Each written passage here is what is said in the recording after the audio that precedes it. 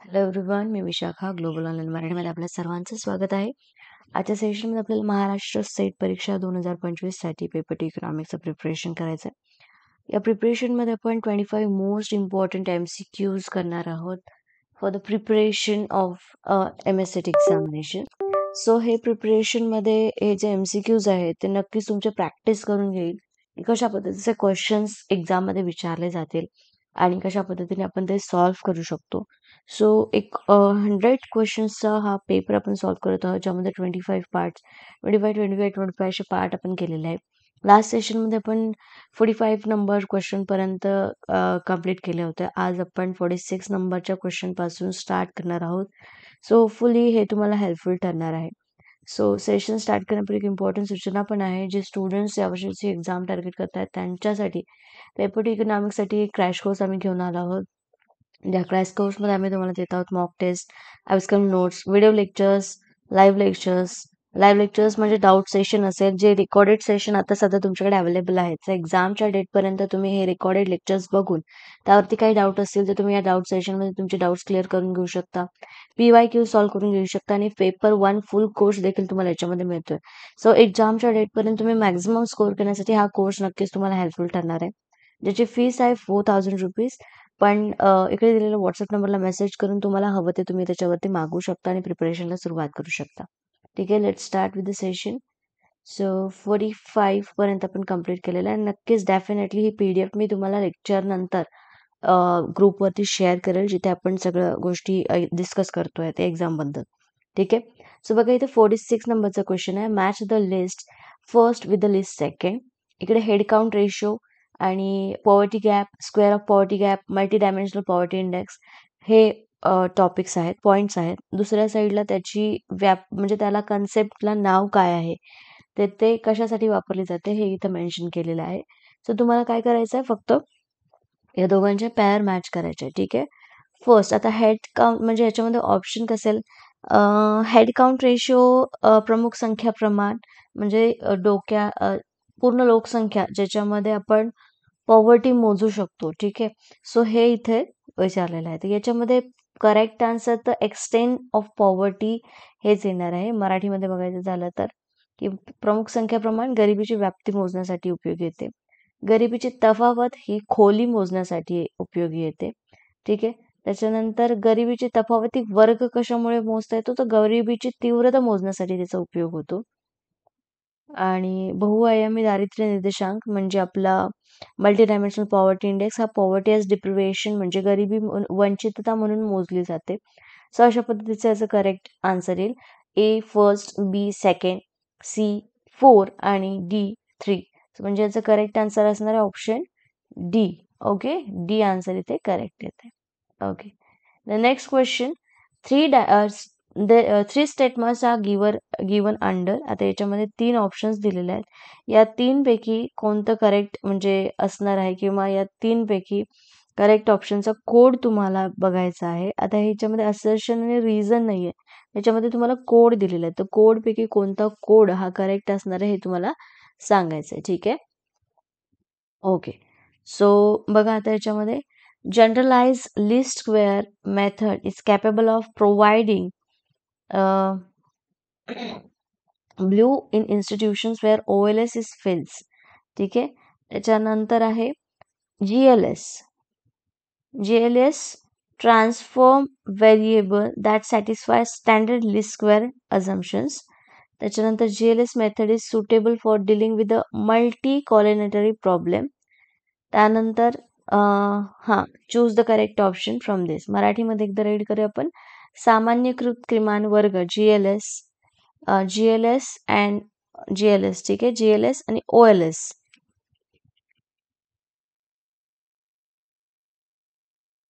अयशस्वी झाल्यास ब्ल्यू ही मेथड आहे आपली, राईट, जी मेथड आपल्याला हेल्प करते आपल्या स्टॅटिस्टिक्समध्ये. ठीक आहे. तर मानक किमान वर्ग गृहीतके पूर्ण करणाऱ्या रूपांतरित चलावर GLS OLS आहे. ऑर्डिनरी लिस्ट स्क्वेअर आणि याच्यामध्ये बहुरेषीय समस्येचे निराकरण करण्यासाठी GLS पद्धत योग्य आहे की नाही हे सांगायचं आहे. ठीक आहे. या 3 ऑप्शन्सपैकी कोणतं स्टेटमेंट बरोबर आहे किंवा कुठलं बरोबर नाही हे तुम्हाला सांगायचं आहे.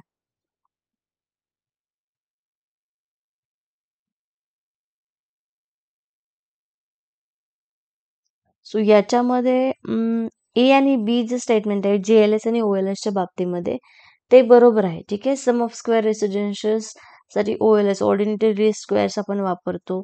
सिम्पल कॉम्प्युटिंगसाठी बेस्ट लिनियर अनबायस एस्टिमेटर म्हणजेच ब्ल्यू साठी आपण हे वापरतो. ठीक आहे.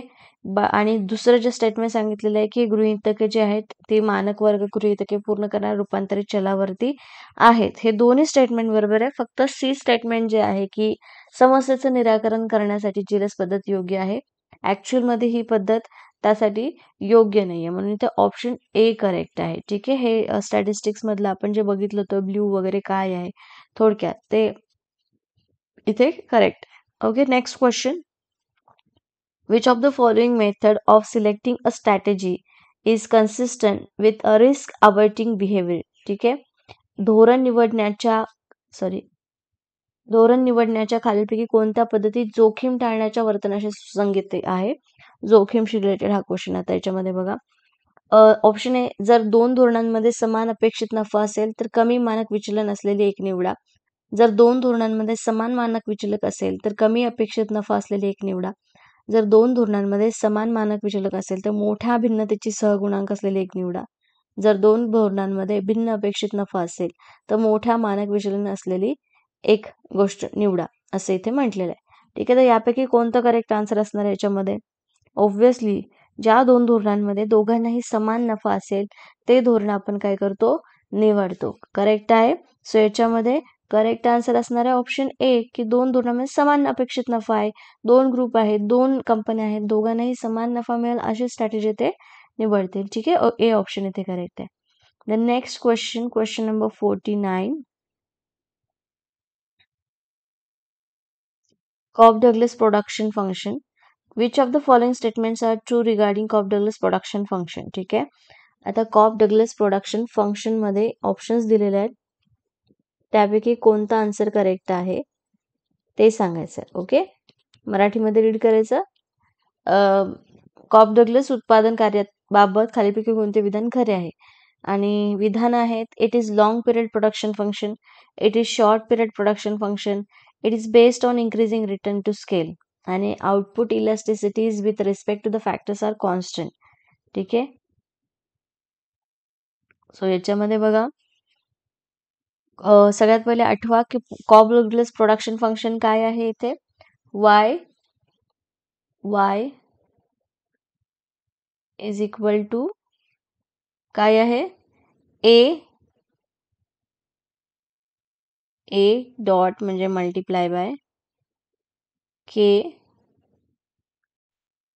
Into labour. ठीक आहे. के इंटू लेबर आहे पण याच्यामध्ये के अल्फा आणि लेबर बीटा आहे. ओके. गेटिंग? याच्यामध्ये मग आपल्याला सगळे ऑप्शन्स आहेत की बाबा आणि याच्यामधले जे रूल्स आहेत ते रूल्स तुम्हाला माहिती पाहिजेत की या ठिकाणी पहिलं आहे अल्फा प्लस बीटा असेल तर alpha plus beta is equal to 1 असेल तर कॉन्स्टंट रिटर्न टू स्केल येतं. ठीक आहे. सो आणि alpha plus beta is greater than 1 असेल तर इन्क्रीजिंग रिटर्न टू स्केल. हे पाठच करून ठेवलं आपण. Alpha plus beta is lower than 1 then decreasing return to scale. हे रिटर्न टू स्केल येतात हे माहिती आपल्याला. ठीक आहे. म्हणजे ऑप्शन म्हणजे याच्यामध्ये सी स्टेटमेंट हे इथे करेक्ट आहे आणि it is long term production function हे पण बरोबर आहे. बट शॉर्ट टर्मसाठी प्रोडक्शन फंक्शन काम करत नाही आणि output elasticity with respect to the factor constant. हे फॅक्टर्स कॉन्स्टंट आहे असं आपण म्हणू शकत नाही. याच्यामध्ये लेबर आणि कॅपिटल हे चेंज होत आहेत आपण इथे म्हणू शकतो. त्यामुळे डी ऑप्शन याच्यामध्ये नाही आहे. तर मग याच्यामध्ये करेक्ट आन्सर कोणतं येणार आहे? Sorry yes not C. हां सी नाही येणार. It is based on increasing return. Specifically increasing mention केलेलं. रिटर्न टू स्केल आहे पण इन्क्रीजिंग आहे असं नाहीये म्हणजे सी पण इथे नाहीये. डी ऑप्शन बरोबर आहे. इथे फॅक्टर कॉन्स्टंट असतील आणि बाकीच्या गोष्टी चेंज होत राहतात त्याच्यामुळे याच्यामध्ये कोणतंही ऑप्शन याच्यामध्ये येऊ शकतं. त्यामुळे ए आणि डी ऑप्शन इथे करेक्ट आहे. सी नाही. सी मध्ये स्पेसिफिकली इन्क्रीजिंग मेन्शन केल्यामुळे आपण एकच आन्सर तिथे देऊ शकत नाही. ठीक आहे. तिथे कोणतंही येऊ शकतं. जो फॅक्टर्स चेंज केल्यामुळे जे आन्सर येईल ते तिथे करेक्ट आन्सर आहे. Okay. Cobb Douglas production function. A आणि डी. बी इथे करेक्ट ऑप्शन आहे. Then next question, match the following list first with the second. इथे पण आता दोन वेगवेगळे ग्रुप आहेत. त्या ग्रुपमध्ये कोणता आन्सर तुम्हाला मॅच करता येईल ते बघायचं आहे. एका साईडला various combination that consumers can purchase, याला आपण काय म्हणतो. त्याच्यानंतर सेकंड ऑप्शन आहे various combination of two commodities providing equal satisfaction to the consumers. त्याच्यानंतर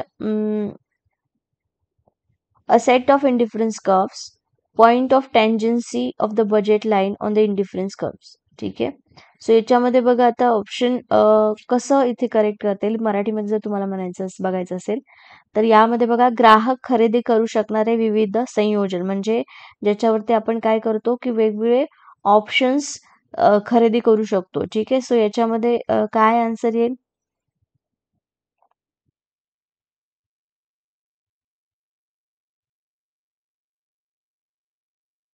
दोन वस्तूंचं विविध संयोजन देतं त्याला आपण उदासीनता वक्र म्हणतो का. बरोबर आहे. वक्र म्हणतो ना. दोन वस्तू आहेत आणि त्याच्यामध्ये आपण दोन वस्तूंचं संयोजन कोणतं तुम्हाला घ्यायचंय कोणतं सोडायचंय ते तिथे कन्सिडर करतो. ठीक आहे. त्याच्यानंतर उदासीनता वक्रांचा संच म्हणजे नकाशा, मॅप वरती वेगवेगळे संच असतात की वेगवेगळे उदासीनता वक्र एकाच मॅप वरती एकाच उदासीनता वक्रावर असेल तर त्याला आपण उदासीनता नकाशा म्हणतो. उदासीनता वक्रावरील बजेटच्या रेषेचा स्पर्शबिंदू म्हणजे जिथे बजेट लाईन तुम्हाला गिवन असते तर त्या ठिकाणी तुम्हाला समतोल मिळतो की म्हणजे नेमकं काय तुमच्याकडे 100 मध्ये कोणत्या दोन वस्तू तुम्ही घेणार आहेत तिथे समतोल मिळतो. म्हणजे ते ग्राहक खरेदी करू शकणारे विविध संयोजन म्हणजे इथे बजेट रेषा आहे. शेवटचं जे ऑप्शन आहे पहिल्याचं जे आहे ते बजेट रेषा आहे की तुम्ही किती मध्ये किती वस्तू खरेदी करू शकता. ठीक आहे. सो ऑप्शन याच्यामध्ये डी ते करेक्ट आहे. बघा याच्या बघितलं ऑप्शन तर वनचं 3, सेकंड, थर्डचं फर्स्ट आणि फोरचं 4. ठीक आहे. ऑप्शन डी इथे करेक्ट आहे. Okay. The next question number 51. Under non cooperative games it is dash dash किंवा अंडर नॉन कॉपरेटिव्ह गेम्स खालीलपैकी कोणतं स्टेटमेंट इथे करेक्ट आहे. दोन्ही इंग्लिश आणि मराठीमध्ये दोन्हीही क्वेश्चन्स तुम्हाला इथे दिसतात. Essential to understand one's opponent's point of view, but essential to understand one's opponent's view of second मध्ये दिले not essential to understand one's opponent point of view, essential to understand one's opponent point of view and to deduce his likely response accordingly, essential to understand one's opponent's likely response. ठीक आहे. असहकार खेळामध्ये म्हणजे असहकार खेळामध्ये काय असतात दोघंही एकमेकांना कॉर्पोरेट करत नाहीत. तर याच्यामध्ये काय आवश्यक आहे. प्रतिस्पर्ध्यांचा दृष्टिकोन समजून घेणे आवश्यक आहे की प्रतिस्पर्ध्यांचा दृष्टिकोन समजून घेणे आवश्यक नाही की प्रतिस्पर्ध्यांचा दृष्टिकोन समजून घेणे आणि त्यानुसार त्याचे संभाव्य प्रतिपादन करणे हे आवश्यक आहे. सो ऑब्व्हियसली याच्यामध्ये करेक्ट आन्सर आहे कुठल्याही प्रतिस्पर्धेचा दृष्टिकोन समजून घेण्यामध्ये असहकारात्मक खेळामध्ये पॉसिबल होत नाही. तर मग ते दृष्टिकोन समजून घेणे आणि त्यानुसार स्वतःचं संभाव्य प्रतिपादन म्हणजे पॉसिबल पॉसिबल रिस्पॉन्स काय असू शकतो हे तुम्ही काढून त्याचा आन्सर द्यायला पाहिजे. समजा चेस तुम्ही खेळताय तर चेसमध्ये समोरचा व्यक्ती काय चाल चालू शकतो याचं एक अंदाज बांधून तुम्हाला तुमचा खेळ चालावा लागतो. ठीक आहे. तर हे असहकार खेळामध्ये होतं. ठीक आहे. Okay. Then question number 52. Consider the following statements about the average fixed cost of the firm. आता याच्यामध्ये असं विचारलेलं आहे की तुमच्या सरासरी फर्मच्या किंवा कंपनीच्या सरासरी स्थिर खर्चाबद्दल खालील विधान विचारात घ्यायचं आणि कोणतं करेक्ट आहे हे सांगायचं आहे. इथं स्टेटमेंट्स आहे. First, it's slope is always negative. Its slope is always greater than 1. Its slope is always equal to 1. Elasticity with respect to output is equal to 1. Choose the correct answer from the given quotes. हे course दिलेले आहेत. या कोर्समधून correct answer काय आहे हे सांगितलेलं आहे. Fixed cost of the firm. What do you think? What is the correct answer for this?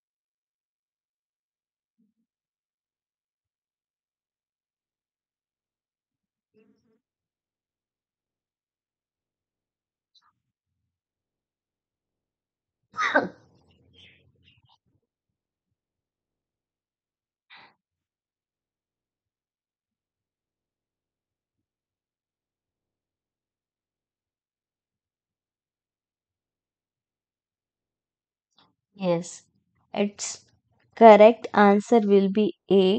Because याच्यामध्ये काय म्हणलेलं आहे आपण, ह्याचा स्लोप नेहमी कसा असतो, उतार नेहमी ऋण येतो. ठीक आहे, फिक्स्ड ॲव्हरेज कॉस्ट ही कशी होत जाते याच्यामध्ये, इक्वल टू वन असणार नाही. फिक्स ॲव्हरेज कॉस्ट सेम नेहमी कमी कमी होत जाईल.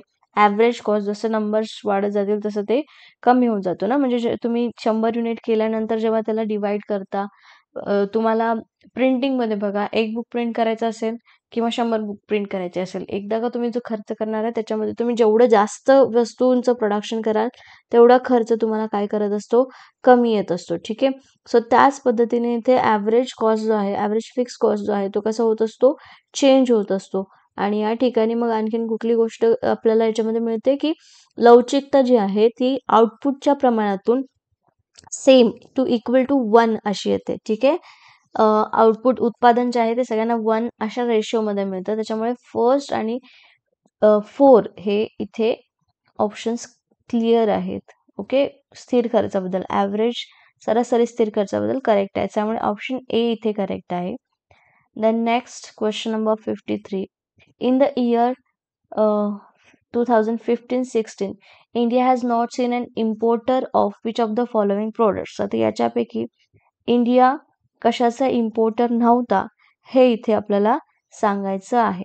ठीक आहे, apples, rice, pulses. Choose the correct answer for given below. ठीक आहे, 2015-16च्या वर्षात. आता ह्याचा पण थोडंसं तुम्हाला अभ्यास करावा लागेल की कोणता ग्रुप किंवा कुठल्या गोष्टीचा एक्सपोर्टर देश आहे किंवा नाही आहे. त्याच्यामध्ये India has not been an importer of which of the following. Importer म्हणजे दुसऱ्या देशातून आपण मागवतोय. ठीक आहे, सो या ठिकाणी करेक्ट आन्सर आहे ऑप्शन, फक्त तांदूळ, बाकी गोष्टी आपण बाहेरून मागवत होतो. पण या ठिकाणी फक्त तांदूळ मागवत नव्हतो, बाकी गोष्टी मागवत होतो. म्हणून ऑप्शन सी इथे करेक्ट आहे. ओनली सेकंड म्हणजे तांदूळ. ओके, द नेक्स्ट क्वेश्चन 54 नंबरचा क्वेश्चन आहे. तो म्हणजे yes, planning from below is non as. खालीलपैकी कोणतं planning?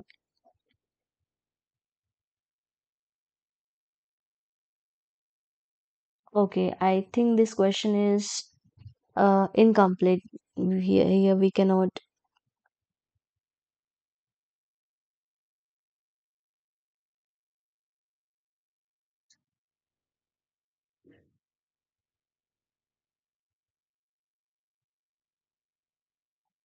Okay, what should be done here? Mm,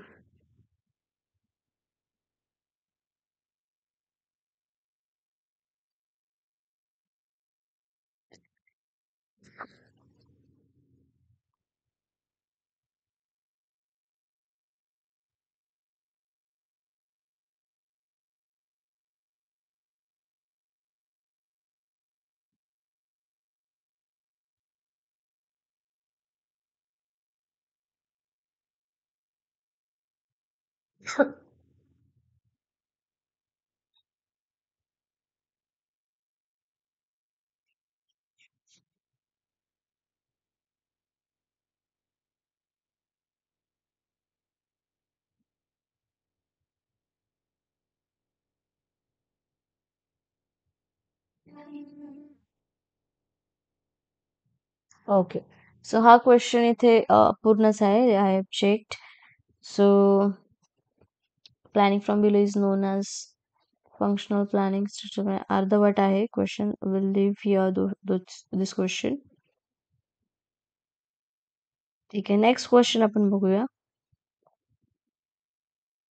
Okay, which is the required capital adequacy ratio for a new bank to apply for a license under the draft guidelines of the RBI?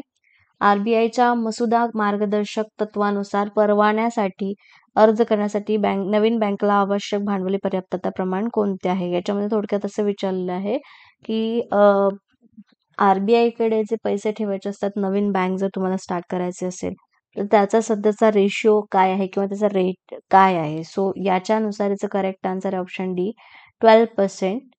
12% भांडवली पर्याप्तता असणं आवश्यक आहे commercial बँकांना जे RBI कडे ठेवायचं. ठीक आहे. द नेक्स्ट क्वेश्चन 56 नंबरचा क्वेश्चन आहे.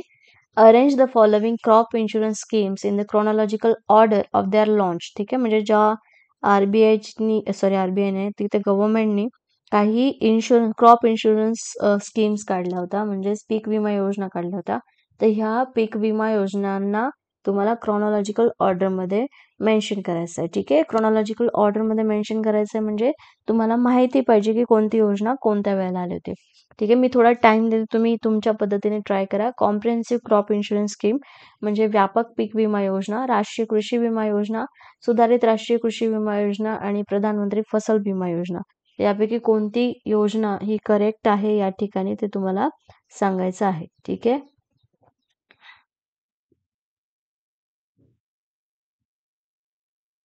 येस.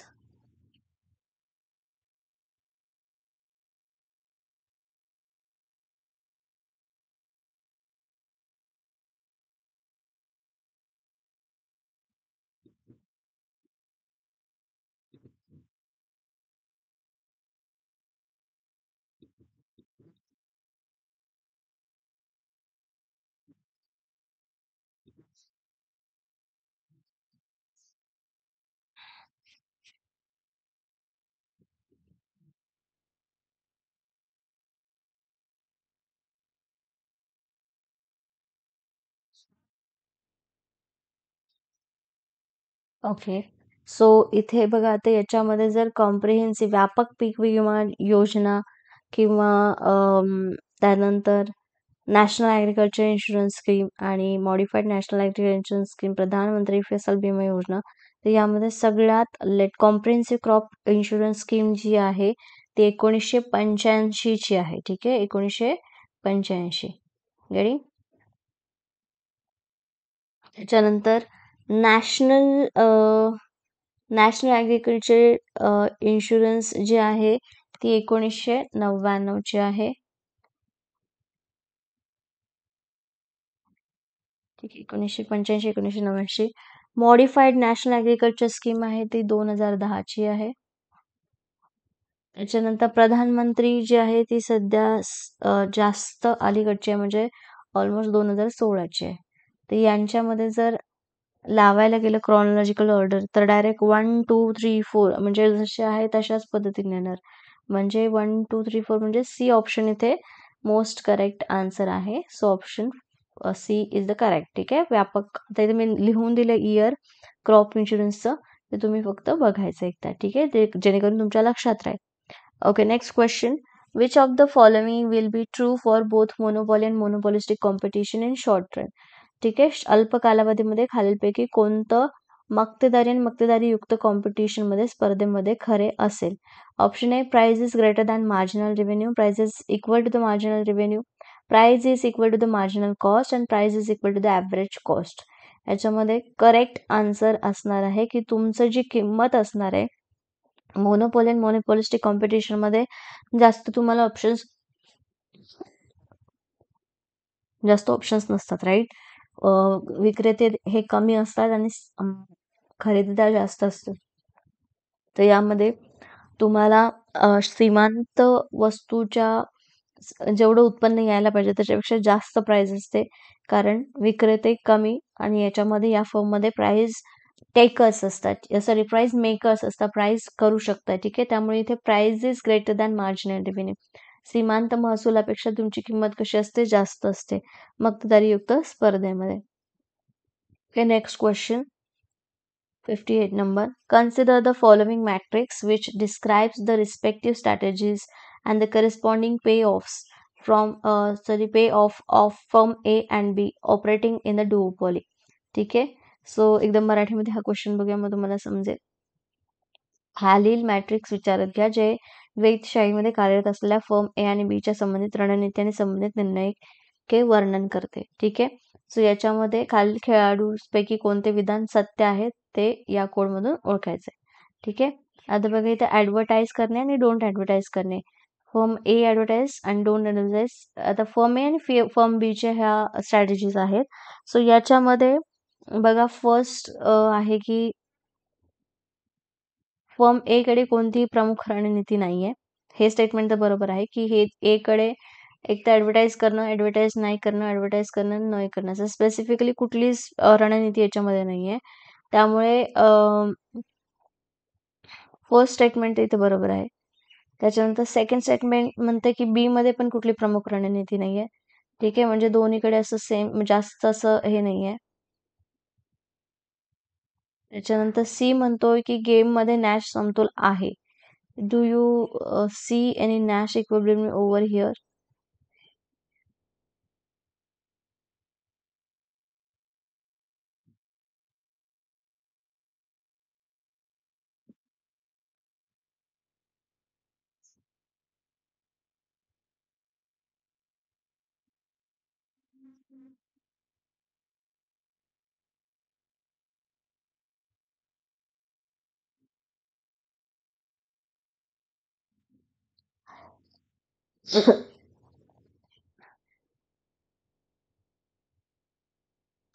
ऍक्च्युअल मध्ये ह्याचं फक्त आन्सर सी यायला पाहिजे की फक्त डी.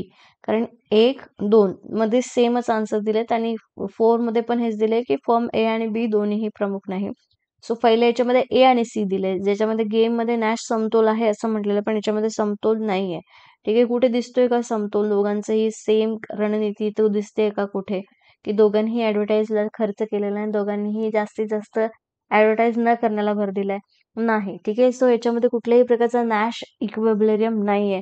त्यामुळे इथे डी आन्सर करेक्ट आहे. कोणाकडेही रणनीती नाही, त्याने नॅश इक्विलिब्रियम सुद्धा नाहीये. ठीक आहे. ओके, द नेक्स्ट क्वेश्चन 59 नंबरचा question. In the context of oligopoly consider the following statements. खालील दिलेले स्टेटमेंट्स तुम्हाला कन्सिडर करायचं आहे ओलिगोपॉलीच्या बाबतीमध्ये. ओलिगोपॉली म्हणजे काय की फ्यू कंपन्या ते काम करत असतात. ठीक आहे. So, Cournot's equilibrium is a Nash equilibrium and त्याच्यानंतर बी दिलेला आहे की स्टॅकलबर्गन equilibrium is a Nash equilibrium. Select the correct answer from the code given below. याच्यामध्ये कोणतं स्टेटमेंट्स करेक्ट आहे ओलिगोपॉलीच्या बाबतीमध्ये हे तुम्हाला सांगायचं आहे. ठीक आहे. Option A only B, both A and B and neither A nor B. Cournot equilibrium आठवतोय का? आपण बघितलेलं आहे.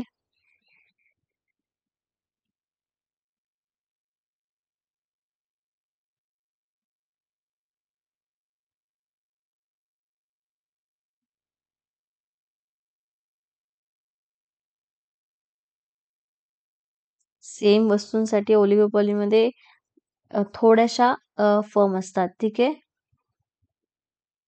सो कुर्नोटचं जे मॉडेल आहे किंवा इक्विलिब्रियम आहे याच्यामध्ये नॅश इक्विलिब्रियम आहे किंवा नॅश इक्विलिब्रियम साठीच काम करतं हे ओलिगोपॉलीमध्ये. आणि स्टॅकलबर्गन इक्विलिब्रियम पण नॅश इक्विलिब्रियम आहे. सो याच्यामध्ये बोथ ए अँड बी हे नॅश इक्विलिब्रियम काम करतायत, हे आपण बघितलेलं आहे नॅश इक्विलिब्रियमच्या बाबतीत किंवा नॅश इक्विलिब्रियम शिकताना. ठीक आहे. Okay, the next question number 60. Match the elements of list first to list second and point out the correct answer from the given below. ठीक आहे. आता इथे आय थिंक हा क्वेश्चन एका एक्झामला आला होता, आपण केला होता की डबल झालाय, आय डोंट नो, बट हा क्वेश्चन आपण केलेला आहे. तर याला ह्याचा आन्सर तुम्ही द्यायचा आहे. बघा, profit as a dynamic surplus असं कोणाचं म्हणणं आहे. Profit as a reward for innovations असं कोणाचं म्हणणं आहे. Profit as a reward for uncertainty bearing. Profit arise due to the monopoly power enjoyed. तर ह्याचं करेक्ट आन्सर तुम्हाला करेक्ट इकॉनॉमिक्सशी जॉईन करायचं आहे. Okay, so dynamic surplus is given by Clark, right? J.B. Clark. So first answer येईल 4. First आता इथे लिहूया आपण. फर्स्ट आन्सर येईल 4. ठीक आहे. Profit as a reward of innovations आलेलं आहे, म्हणजे इथे आपल्याला काय आन्सर यायला पाहिजे. Innovations is given by Schumpeter, right? First 4 नंतर फर्स्ट. थर्ड आहे profit as reward for uncertainty bearing. Uncertainty bearing साठी याचं correct answer is given by Frank, KH Knight, sorry Frank नाही, FH नाईट, नाईट यांनी दिलेला आहे बेअरिंग वाला. आणि profit arise due to monopoly forward is given by Kalecki. ठीक आहे, म्हणजे सेकंड. सो याचं थर्ड आणि याचं सेकंड. सो 4132 4132 म्हणजे ऑप्शन बी इथे करेक्ट आहे, ज्यामध्ये आपल्याला ह्या कन्सेप्ट आता इकॉनॉमिक्सने दिलेला आहे. ठीक आहे, so option B is the correct answer over here. The next question.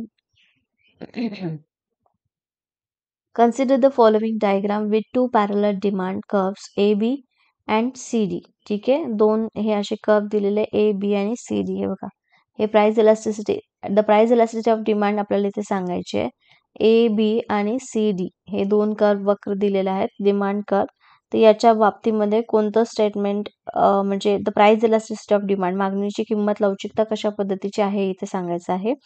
Option A, points R and S is equal. R आणि एस हे जे पॉइंट आहेत ते इक्वल आहेत असं सांगितलंय, की point R is greater than that at point S, point R is less than that point S, and point R and S is infinite. Infinite तर नाही आहेत, हे इथे आपल्याला सांगितलेलं लिमिट इज गिवन आहे. त्याच्यामध्ये पॉइंट पी आर आणि आर एस हे दोन्ही सेम आहेत का? नाही, त्याच्यामध्ये किंमत सेम आहे, पण यांच्यामध्ये डिमांड जी आहे ती चेंज झालेली आहे. ठीक आहे, म्हणजे एक किंमत कुठलीही नसताना, किमतीत कुठलाही बदल झालेला नसताना जेव्हा तुमच्या मागणीमध्ये बदल होतो, तेव्हा मागणी कशी असते इथे? लवचिक आहे. राईट, मागणी कशी आहे इथे? लवचिक आहे, इलास्टिक आहे. तर इथे प्राइसच्या कुठल्याही बदल न झाल्यामुळे डिमांड चेंज झाले म्हणजे प्राइस इलास्टिक आहे. सर किंमत चेंज होऊ शकते. सो याच्यामध्ये R is greater than that the point S, S पेक्षा हा ग्रेटर पॉइंट आहे.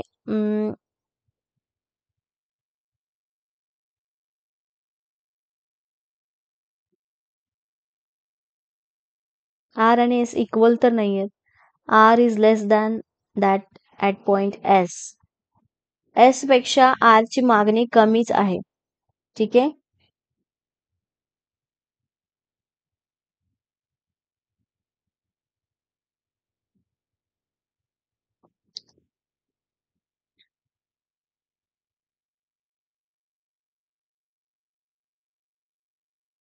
ओके. या ठिकाणी बघा, आता मराठीमध्ये ऑप्शन्स कसे दिलेले आहेत बघूया.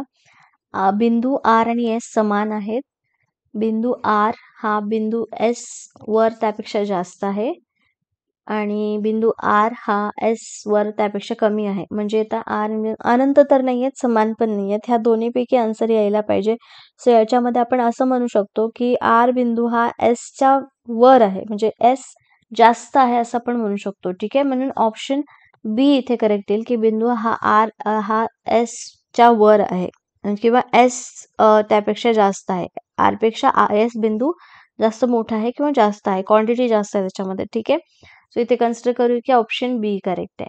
द नेक्स्ट क्वेश्चन 2016चा. इन 2016 मध्ये the Nobel prize in economics was awarded for. कोणाला दिलं होतं 2016 मध्ये award, Nobel prize? Any guesses?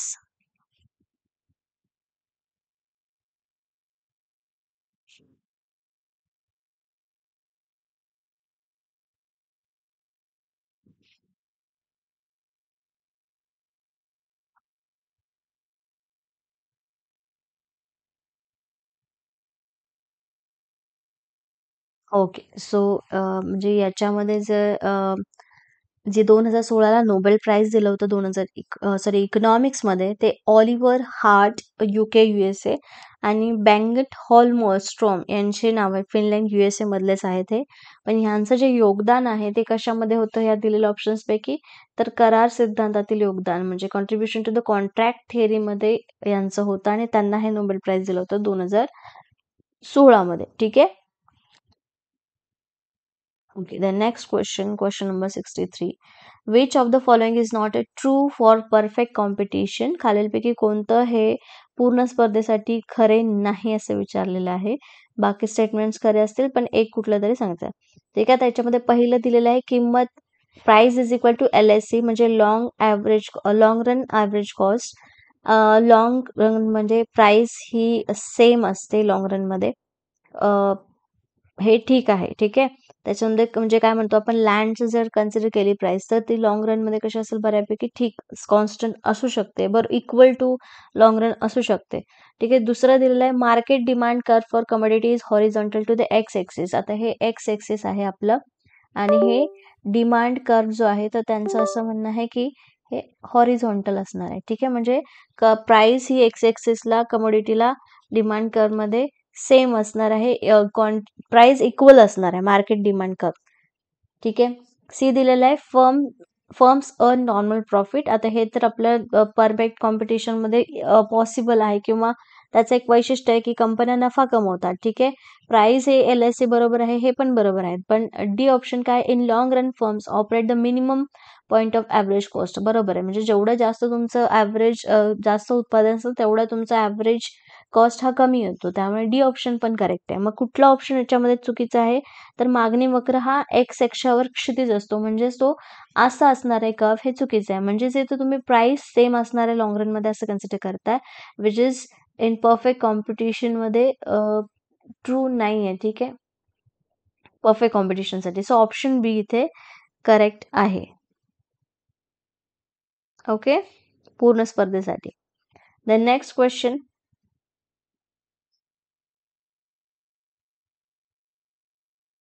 63 नंबरचं 64 नंबरचं question, which among is the following statement is correct. खालीलपैकी कोणतं स्टेटमेंट बरोबर आहे हे सांगायचं आहे. Option A, the minimum point of AVC म्हणजे average variable cost and marginal cost are the same level of output. म्हणजे यांचं असं म्हणणं आहे की जे तुमचं सरासरी चल खर्च आहे आणि सीमांत खर्च आहे, हे किमान उत्पादनाच्या बाबतीत समान पातळीवर आहे. हे बरोबर आहे का? नाही. ॲव्हरेज कॉस्ट आणि मार्जिनल कॉस्ट या डिफरंट गोष्टी आहेत, ते समान पातळीवरती येत नाही. ठीक आहे. बी ऑप्शन जे आहे ते असं सांगतंय की मिनिमम ॲव्हरेज कॉस्ट म्हणजे कमीत कमी सरासरी खर्च, व्हेरिएबल खर्च, आणि at laser output and minimum MC म्हणजे कमीत कमी सीमांत खर्चावरती त्याचं उत्पादन होतं. हे पण चुकीचं आहे की ॲव्हरेज कॉस्ट कमी असेल तर तुमचं सीमांत आउटपुट पण कमी असेल. सीमांत आउटपुट कमी म्हणजे जास्त असू शकतं, पण ॲव्हरेज कॉस्ट हा कमी येतो जेव्हा तुमचं उत्पादन जास्त असेल. त्याच्यामध्ये लिहिलं आहे की लेझर आउटपुट उत्पादन कमी असेल त्यावेळेस तुमचा MC मिनिमम आणि AWC कमी येतो. पण जेव्हा तुमचं आउटपुट हे लार्जर असेल, म्हणजे उत्पादन जेवढं जास्त असेल तेवढं तुमचा सरासरी खर्च हा कमी येतो आणि सीमांत खर्च सुद्धा कमी येतो. त्यामुळे ऑप्शन सी इथे करेक्ट आहे. चौथा ऑप्शन वाचायची सुद्धा गरज नाही. इथे आपल्याला सी ऑप्शनच सांगतं की तुमचा ॲव्हरेज खर्च कमी कसा येणार आहे. समजा आता बघा, 50 रुपयाला 4 वस्तू तुम्ही तयार करताय, आणि जर तुम्ही 10 वस्तू तयार केल्या तर ॲव्हरेज कॉस्ट कसं येईल, आणखीन कमी येईल. बरोबर आहे. जो खर्च येईल तुम्हाला त्याच्यापेक्षा आणखीन कमी येणार आहे, कारण तुम्ही म्हणजे आपलं जे नॉर्मल युनिट बघा, तुम्ही नॉर्मल लॉजिक किंवा आपण नॉर्मल जेव्हा एखादी वस्तू तयार करतो ते तुम्हाला पण माहिती आहे की आपण काय करतो की जेवढं जास्त वस्तू आपण काय म्हणतो, तुम्ही 2 वस्तू घेताय तर मी तुम्हाला 20 रुपयाला देतो, पण तुम्ही आणखीन 5 वस्तू घ्या, मी तुम्हाला अजून कमी करून देतो. बरोबर आहे. बाजारातही आपल्याला हेच दिसतं. तर कशामुळे, कारण ॲव्हरेज व्हेरिएबल कॉस्ट किंवा MC कॉस्ट हे उत्पादनावरती आहे, पण जेव्हा उत्पादन जास्त असेल तेव्हा ते कमी असतं. हे लॉजिक आहे. त्याच्यामुळे इथे ऑप्शन सी करेक्ट आहे. Then let's move to the next question, 65 नंबरचा question. A firm in monopolistic competition advertise in order to. ठीक आहे. याच्यामध्ये जे फर्म आहे आपली, ती फर्म खालीलपैकी म्हणजे एकाधिकारशाही स्पर्धेमध्ये असलेली एक कंपनी पुढील गोष्टींसाठी जाहिरात करते. कशासाठी जाहिरात करते? Make its product more similar to its competitors. उत्पादन त्यांच्या स्पर्धकाशी अधिक साम्य बनवण्यासाठी. त्यांच्या उत्पादनाचे मागणी वक्र डावीकडे हलवते. नो, फक्त डावीकडे हलवण्यासाठी म्हणजे ह्याच्यामध्ये ॲडव्हर्टाइज करत नाही. त्याच्यामुळे सी ऑप्शन आहे, त्याच्या उत्पादनाची मागणी किंवा किंमत लवचिकता बनवते. ऑब्व्हियसली त्याचंच एक उत्पादन आहे, ते मागणी कमी लवचिक बनवते आणि उद्योगाची किंमत कमी करते. उद्योगाची किंमत कमी करत नाही. ह्याच्यामध्ये मोनोपॉलिस्टिक कॉम्पिटिशनमध्ये ॲडव्हर्टाइज केली तर त्याची उद्योगाची किंमत कमी होत नाही. याच्यामध्ये फक्त त्यांची मागणी किंमत लवचिकता बदलते. Make the demand for its product less price elastic. ठीक आहे. जास्तीत जास्त चेंज नव्हता लोकांना त्या जाहिरातीचा आहारी जाऊन ती वस्तू खरेदी करण्यासाठी भाग पाडलं जातं ॲडव्हर्टाइज करून मोनोपॉलिस्टिक कॉम्पिटिशनमध्ये. ओके, 65 नंबरचा question. Okay, let's move to the next question. 66 नंबरचा क्वेश्चन आहे. एक्स आणि वाय ह्या दोन वस्तूंमधील परिवर्तनासाठी सीमांत दर अशी परिभाषित केलेली आहे.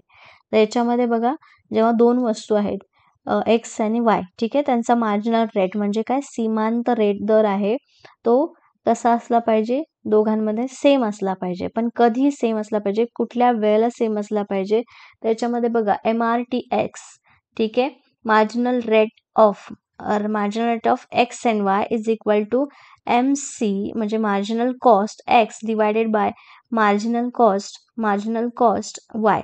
मग या ठिकाणी काय होतं की म्हणजे टोटल तुम्हाला मार्जिनल रेट एक्स आणि वाय दोघांचा काढायचा असेल तर तुम्हाला सीमांत दर एक्स वस्तूचा आणि सीमांत दर वाय वस्तूचा काढावा लागेल, तेव्हा तुम्हाला इथे दोघांचाही मार्जिनल रेट मिळेल. ठीक आहे, सो ऑप्शन इथे फर्स्ट करेक्ट आहे. या फॉर्म्युल्यानुसार तुम्ही दोन वस्तूंमधील सीमांत दर परिभाषित करू शकता. ठीक आहे. The next question, 67 नंबरचा question. Consider the following statements regarding the expansion path of the firm. आता याच्यामध्ये काय म्हटलेलं आहे की खालीलपैकी कोणतं स्टेटमेंट्स path expand करतं, expansion of path of the firms. It shows least cost combination for producing different level of output. The input prices remain constant. The above statement is true. आता याच्यामध्ये खालीलपैकी विधान विचारले घ्यायचे की वेगवेगळ्या पातळी उत्पादनासाठी कमीत कमी खर्चांचे संयोजन दर्शवते. आणि दुसरं आहे इनपुट किमती स्थिर राहतात. सो याच्यामध्ये इनपुट किमती स्थिर राहतात, expansion path of the firms याच्या बाबतीत आपल्याला हे दोन स्टेटमेंट करेक्ट आहेत की नाही सांगायचं आहे. तर येस, इनपुट किमती स्थिर राहतात जेव्हा तुम्ही एखादी इंडस्ट्री एक्सपांड करत असता तेव्हा. त्यामुळे फर्स्ट स्टेटमेंट करेक्ट आहे. आणि दुसरं पण पहिलं पण स्टेटमेंट जे आहे की वेगवेगळ्या पातळीवर उत्पादनांसाठी कमीत कमी खर्चांचं संयोजन आपण दर्शवत असतो जेव्हा आपण एक्सपांड करत असतो कंपनी. ठीक आहे, त्यामुळे दोन्ही स्टेटमेंट इथे करेक्ट आहेत. ए ऑप्शन करेक्ट आहे. Then question number 68. The first fundamental theorem of welfare economics requires याच्यामध्ये कल्याणकारी अर्थशास्त्राच्या पहिल्या मूलभूत प्रमेयामध्ये कोणते स्टेटमेंट किंवा कोणत्या गोष्टी आवश्यक आहे. Option A, producers and consumers to be price takers. Obviously याच्यामध्ये उत्पादन आणि ग्राहक दोघांनाही किंमत घेणारे असणं आवश्यक आहे. पहिलं तर बरोबर आहे. दुसरं आहे that the economy operate at the same point on the utility possibility curve. अर्थव्यवस्था उपयुक्तता शक्यता वक्र वर कधीही कार्यरत असावी. त्याच्यावर सी ऑप्शन आहे that there be an efficient market for every commodity. प्रत्येक वस्तूसाठी कार्यक्षम बाजारपेठ असावी. हे पण इथे स्टेटमेंट बरोबर आहे. सो याच्यामध्ये तिन्ही ऑप्शन्स जे आहेत ते पहिल्या मूलभूत प्रमेयानुसार करेक्ट आहेत. सो ऑप्शन डी इथे करेक्ट आहे, ऑल ऑफ दी अबो. ठीक आहे, वरील सर्व गोष्टी ज्या आहेत ते इथे कन्सिडर केल्या जातील. त्याच्यानंतर नेक्स्ट क्वेश्चन नंबर 69. खालील which among the following allocation distribution correspond to the Rawlsian concept equity. ठीक आहे, खालीलपैकी कोणते वाटप वितरण रॉल्सियन समतेच्या संकल्पनेशी जुळते. तर याच्यामध्ये ऑप्शन आहे all members of the society receive equal amount of the goods, maximize the utility of the least well of peoples, market outcomes are most equitable, maximize the total utility of all members of the society. त्याच्यानंतर आता हे जे options आहेत ते मराठीमध्ये एकदा बघा. तर याच्यामध्ये जे वाटप distribution Rawlsian equity Rawlsian concept of equity आहे ती कशाशी रिलेटेड आहे, तर सर्वात कमी श्रीमंत लोकांची उपयुक्तता वाढवण्यासाठी म्हणजे maximise the utility of list well people. जिथे जास्त लोकांचं कल्याण झालेलं नाहीये तिथे त्यांना मॅक्झिमम फायदा करून देण्यासाठी, त्या लोकांचा वेल ऑफ करण्यासाठी हा कन्सेप्ट वापरला जातो, रॉल्सियन कन्सेप्ट ऑफ इक्विटी. ठीक आहे, समानतेसाठी. देन नेक्स्ट क्वेश्चन आहे question number 70. Under the discriminating monopoly, if the elasticity of demand in the market is 2 and in market second it is first, elasticities being absolute terms, then the price bearer of the monopolies will be. आता याच्यामध्ये असं सांगितलेलं आहे की भेदभाव करणाऱ्या मक्तेदारी अंतर्गत जर बाजार 1 मध्ये मागणीची लवचिकता 2 असेल आणि बाजार 2 मध्ये ती 1 असेल तर लवचिकता परिपूर्ण अटींमध्ये मक्तेदारांचे किंमत वर्तन कसं असेल. तर याच्यामध्ये फर्स्ट ऑप्शन दिलेलं आहे की to charge a higher price in market first, बाजार 2 मध्ये जास्त किमती आकारणे, दोन्ही बाजारात समान किमती आकारणे, बाजार 1 मध्ये आणि 2 मध्ये आकारल्या जाणाऱ्या किमतींच्या दुप्पट किंमत आकारणे. ऑब्व्हियसली याच्यामध्ये जेव्हा किंमत लवचिक व्हायची असेल तर तेव्हा काय होतं, तर दोन्ही बाजारामध्ये किमतींच्या दुप्पट किंमत आकारली जाऊ शकते. ठीक आहे, मक्तेदारीमध्ये. कारण मक्तेदारीमध्ये काय होतं, मक्तेदारीमध्ये प्राइस टेकर्स असतात लोक. ठीक आहे. So okay. सो 70 पर्यंत क्वेश्चन, 46 पासून ते आतापर्यंत आपण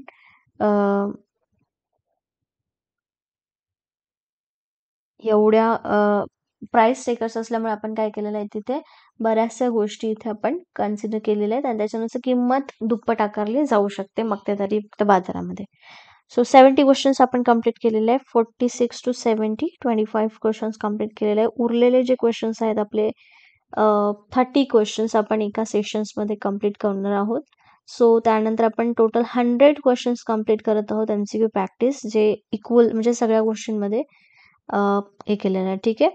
त्यानंतर आणखीन MCQ प्रॅक्टिस आपण करणार आहोत, जे हेल्पफुल ठरतील आपल्याला या एक्झाममध्ये.